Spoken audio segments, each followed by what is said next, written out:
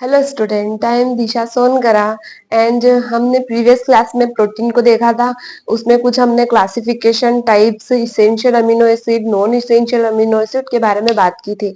ठीक है, तो आज हम क्या देखने वाले हैं? आज हम देखेंगे सोर्स ऑफ प्रोटीन, कौन से सोर्स होते हैं, और साथ ही क्या देखने वाले हैं हम, डाइजेशन किस टाइप से होता है प्रोटीन का। ठीक है, तो सोर्स में कौन से हैं? तो जैसे हमारा एग हो गया, जो भी डेयरी प्रोडक्ट होते हैं, सीड्स हो गए, नट्स हो गए, पल्सेस हो गई, लेग्यूम्स हो गए, ये सब किस में आते हैं?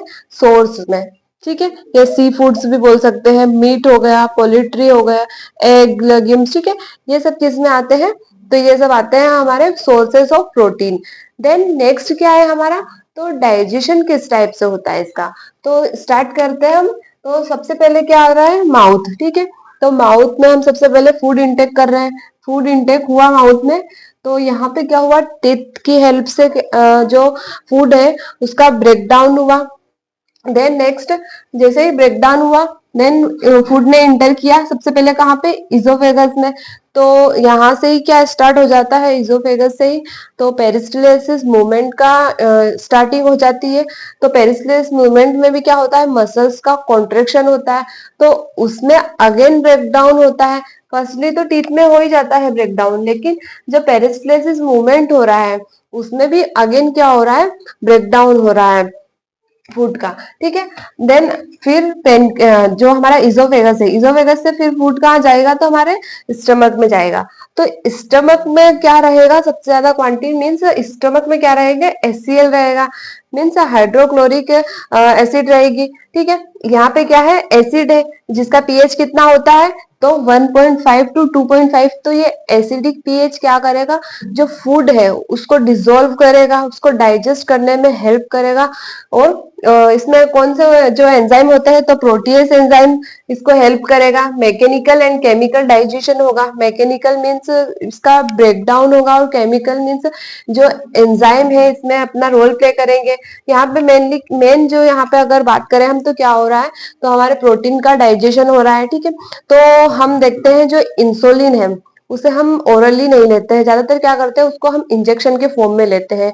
क्यों इंजेक्शन के फॉर्म में लेते हैं? क्योंकि अगर हम ओरली उससे यूज करेंगे, ओरली इंटेक करेंगे, तो क्या होगा? स्टमक में आने के बाद एसिडिक पीएच के कांटेक्ट में आएगा वो, और फिर क्या हो जाएगा? उसका डाइजेशन हो जाएगा, और जो उसकी जरूरत है उसे जहां तक पहुंचना है, उसके टारगेट एरिया तक वो पहुंच ही नहीं पाएगा।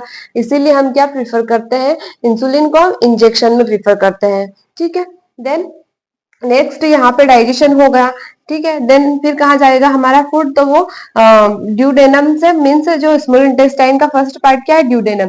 तो स्टमक से कहाँ जाएगा? ड्यूडेनम में फूड। तो क्या होगा? जो हमारा पेनक्रियास है वो क्या करेगा? जो एसिडिक पीएच है, फूड एसिडिक पीएच में चले गया क्योंकि यहाँ पे HCl था, तो फिर उसको वापस से अल्कलाइन में करना पड़ेगा। तो पेनक्रियास क्या करेगा? पेनक्रेटिक जूस को भेजेगा, जैसे ट्रिप्सिन, कीमोट्रिप्सिन, कार्बोक्सीपेप्टाइडेस एंजाइम। ठीक है, ये किस में आ रहे हैं? हमारे पेनक्रेटिक जूस में।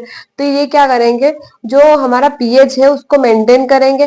देन पीएच को मेंटेन करने के बाद फिर अगेन इसका डाइजेशन होगा। देन फिर क्या होगा? इसका एब्जॉर्प्शन होगा न्यूट्रिएंट्स का, किसमें? ब्लड स्ट्रीम्स में। ठीक है, देन यहाँ पे एब्जॉर्प्शन हो गया।